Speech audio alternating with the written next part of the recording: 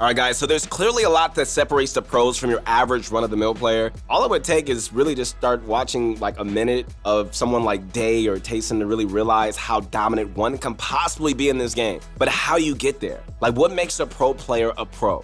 Good question. What's going on, guys? This is your motivation guy again, once again, man, coming back to really help you guys be great, not only in this game, but also in life. I'm gonna be showing you guys what it takes to go from just being an average player to performing like a pro in Fortnite Season 8. You know, compared to your average sweat, you know, pros have the mentality, determination, and knowledge needed to become the best. By looking at these attributes, man, we're gonna show you guys how you can become a rock-solid player. Who wants that? Yeah, I see you. Come on, let's do it. So, listen, I'm gonna tell you right now, go grab a pen and paper, man, and just a nice cozy drink. Make sure that you've liked the video, and you already know about that bunch of crunch, and let's get started. Speaking of which, our question of the day is this. What is something that you've gotten, you know, much better at this season? Whether it's something simple like shotgun aim or even rotating, let us know. All right, guys, now on to the video.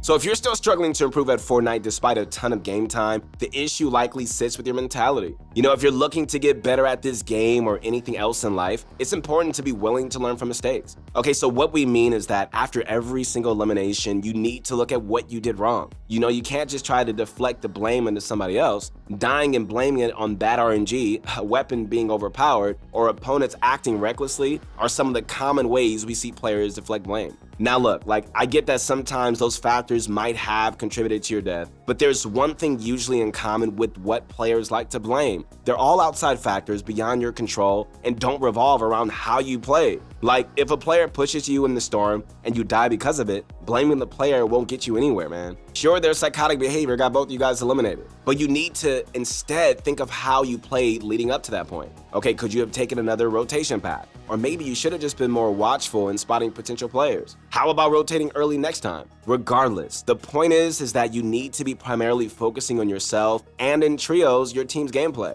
Think of it this way, like every death is a learning experience. I say this all the time. So to improve after every lost game, like, you have to have that mentality. You need to be able to really take the time and reflect on how you could have played differently for a better outcome. You know, pros do this by reviewing their gameplay with either video recordings or through the in-game replay system. You know, using replays is honestly, man, a fantastic way to look at your gameplay. You can use free cam or even watch from your opponent's perspective to get a better idea of how they reacted to your moves. You know, I guarantee, man, that with each death, each elimination that you review, it shouldn't be hard to really come up with numerous ways that you could have played better. You know, the pro player mentality doesn't only involve critically assessing yourself. You know, another trait pros have is that, you know, they usually don't tilt or get frustrated when it matters. For them, when it matters, typically, means when they're playing scrims or tournaments. For average players looking to improve though, it always matters. Like, if you get tilted at frustrating things in the game, it's only gonna really hinder your ability to review what went wrong from an objective standpoint. Then you're never going to improve. So be critical of yourself, right? Just not necessarily harsh, but just as a way to critique your gameplay. Like, if you can recognize you're making mistakes, that leaves a ton of room for improvement. And really, it's a necessary step to becoming a better player. You can do it. Believe in yourself. Okay, so are you struggling to break free from the open or contenders division in Fortnite? Well, everybody has the potential to improve. And the best way to push that potential to the max is with a Fortnite coach. Our Fortnite coaches are world-class and are available 24/7 to help you guys improve. So head on over to ProGuys.com with the link in the description to improve at Fortnite today. All right, bunch of crunch on me. So the next thing that gives a pro their elite status is the amount they train. You know, becoming a pro at the game really doesn't happen overnight. It can take months of dedication and serious amounts of game time to reach the highest level of skill. Most pro players are out there playing at least 8 hours of Fortnite each and every day. I mean, it's crazy, but they're doing it. You know, outside of the game sessions, they spend even more time studying and watching and talking about Fortnite. They essentially have their lives revolve around the game. You know, that level of dedication and commitment, along with, you know, possessing the right mentality, is what makes pro players so unbelievably good at what they do. You know, what's important is not only how often they play, but also, what kind of training they do. The regimen of each pro player can depend on their playstyle and what they need to work on. But there are a few areas almost all of them touch. Wasting time while practicing is a mistake every beginner player makes, and is why we're definitely here for you guys. First and foremost, they regularly warm up and train their mechanical abilities whenever they get the chance. Warming up, it helps you really just keep your mechanics top notch, and it just makes sure that you're at the peak performance before a big tournament. The 3 mechanics that they always warm up are aiming, building, and editing. To work on their shots, plenty of keyboard and mouse pros like to use Kovac's Aim Trainer for a more advanced, effective style of warm-up. Kovacs is just one of the leading aim trainers out there, known for its ability to produce results among Fortnite pros. If you have a PC and you really want the best out of your aim, you need to check it out on Steam. But for those of us that really don't play on PC, Kovacs isn't an option. The good thing is that you can still get a very effective aim warm-up in creative. So if you're looking for an aim map to try out, the Kovac's Aim Trainer V6 by Don Wozy is like a creative map that has many different scenarios and features that you can use to eventually practice your aim. This map is created by Don Wozy, who is a very experienced map creator who has helped many different players before in collaborations with Arab, and who's an ex-pro player who knows everything that you need to know to improve. When it comes to building, there are 2 ways pros really like to train. The first is by doing it alone in creative. Some techniques don't really involve other players. For example, tunneling, prediction, piece control, triple edits are things you can always work on by yourself. So the second and preferred way of warming up builds is many pros just do 1v1s. Like by 1v1ing, like you're practicing your building mechanics but in a more realistic setting. Like it's one thing to know how to do high ground retake, but you can do a high ground retake and just quickly adjust when a player reshoots at you. That's a whole different thing, because that's what's going to happen in actual fights, and being able to train for actual scenarios is just much more valuable than just getting the techniques down. For practicing editing and building efficiently, you need to try out the Raider 464 Piece Control Map V2. This map has a ton of drills that you can continuously run, and it's not only going to help with getting your edits down, but it's also going to help tremendously with your crosshair placement and piece control. So another great thing about this map is that it's going to really help you get used to new keybinds because of the repetition of each build. If you ever change your keybinds, make sure that you always use this map to learn them as soon as possible, guys. After completing all the levels, you can also free build in the map, and you can choose to free build to warm up all in this one map. So other than their mechanical abilities, another area in which pros excel is game sense. Game sense is what really players use to make informed decisions in the game. Things like deciding when to rotate, or predicting an opponent in a build fight, or just some examples of where good game sense is required. It can be tougher to train game sense since it's really something that you can't always be taught. It's normally something that needs to be learned through lots of trial and error. Trust me, I know from experience. And there's no better way to learn through trial and error than just by playing aggressively. By playing aggressively, you're constantly putting yourself into new and difficult scenarios to really learn from. Opponents will act how you wouldn't expect them to act. They're even going to pull off moves that you've never seen before. Either way, most encounters you're going to have something unique that's going to happen, which you're definitely going to get more familiar with the game. But I will say this, every mistake, like every elimination, you need to make sure that you're thinking about what you did wrong. And that way, you can learn something. And so if you don't, you won't learn much, and you're gonna have just a hard time, and you're gonna waste time. This is when the replay mode really comes into clutch.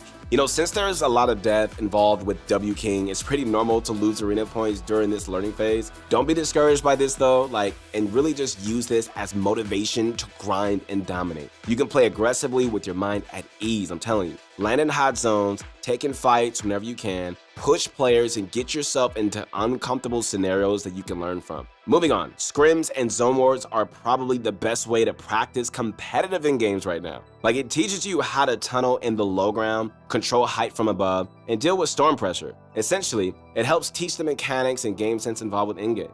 Finding stacked scrim matches have always been difficult, but there's many new ways that you guys can utilize to avoid griefers and really get the best practice at your level. For example, you can join a well-established scrim server like Open Scrims, KNG Scrims, or in-game scrims. All of these servers have a huge player base for NAE, NAW, and EU, so check them out when you get a chance. Not only can you find scrims and practice ladders on them, but you can also play zone wars against other good players.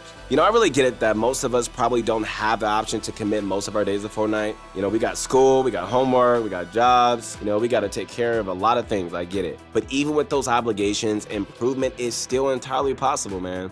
Even just an hour of training each time that you play can be enough to significantly improve your mechanics. And if you're not training already, you need to get on that right away. Alright guys, so now that we've talked about the importance of mentality and training, let's talk about how the pros play. Being pro at the game isn't all about mechanics, which is one thing a lot of players are stuck on right now. You know, a significant part of success in competitive Fortnite revolves around game knowledge. Knowledge, knowing how the game works at a deeper level can be what gives you an advantage in game. Easily the biggest mistake an average player makes is that they don't value positioning enough. At all points in the game, man, whether it's the early, mid, or end game, positioning matters. And it matters a lot more than you might think. Especially when it comes to getting an advantage. The pros know this and they treat it as a vital part of their gameplay. So here are a few quick positioning tips for each part of the game that can really help you dominate players, even the better ones. During the early game, you want to look to start fights on natural high ground, like rooftops, for example. Like, players are less likely to spot you, and you're going to have the high ground advantage once the fight starts. This can really give you guys the upper hand that is really needed to really get those important early game frags. You also need to make sure that you land on a chest or right on a gun so you can win while contested.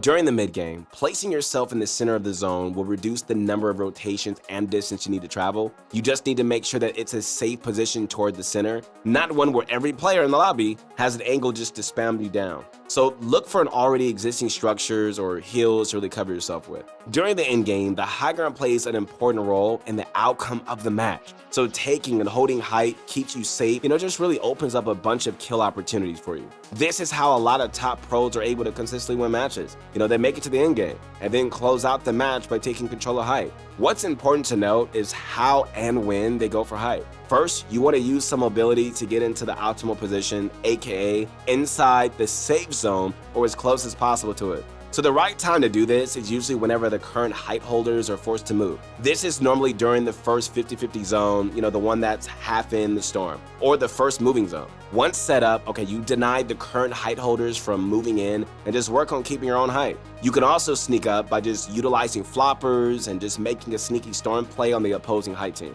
So in summary, guys, having the right mentality, training regimen, and playstyle are 3 attributes that really make pro players shine. And if you want to make it as a pro gamer someday, you're going to need a good combination of these traits. Always be willing to learn from your mistakes, guys.